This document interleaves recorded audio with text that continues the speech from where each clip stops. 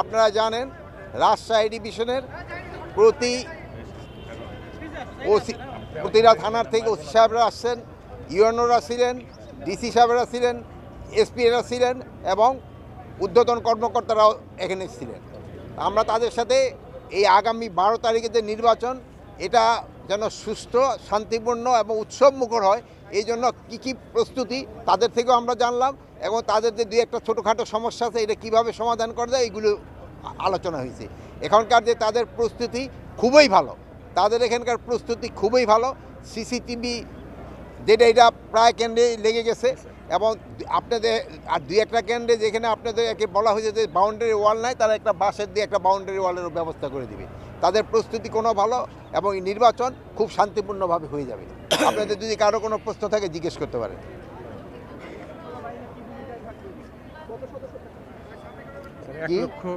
সেনাবাহিনীর সদস্য 1 লক্ষের উপরে ডিপ্লয়মেন্ট টোটাল বাংলাদেশের জন্য 1 লক্ষ সেনাবাহিনী থাকবে, 5,000 নেভি সদস্য থাকবে, 3,500 এয়ারফোর্সের সদস্য থাকবে, বিজিবির প্রায় 37,000 বিজিবির সদস্য থাকবে, কোস্টগার্ডের প্রায় 4,500 মতো কোস্টগার্ড থাকবে, পুলিশের প্রায় 1.5 লক্ষের মতো পুলিশ থাকবে, র্যাবের প্রায় 9,000-এর মতো র্যাবের সদস্য থাকবে এবং সবচেয়ে এখানে গুরুত্বপূর্ণ ভূমিকা পালন করবে হলো আনসারের সদস্য সংখ্যা থাকবে প্রায় 5 লক্ষের উপরে। সহিংসতা এখানে কোনো সম্ভাবনা নাই।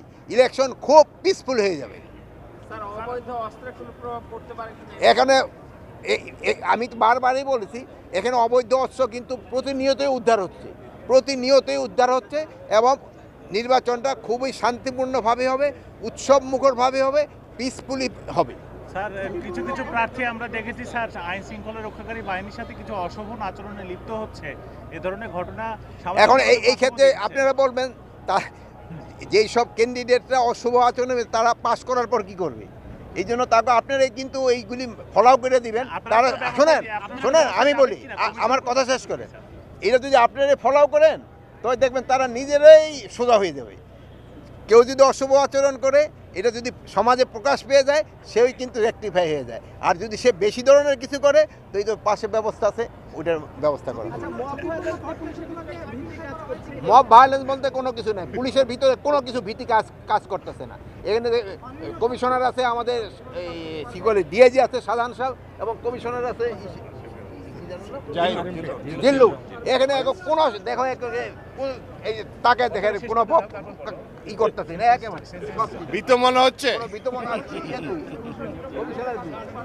জিল্লুর আসো, এই যে দেখো জিল্লুরে দেখো, আগে দেখে নাও, এই যে দেখো জিল্লুর এই যে নতুন আছে থেকে র্যাব থেকে চিনো তো, এখানে কোনো ভায়োলেন্স কাজ মাঠ পর্যায়ে যেসব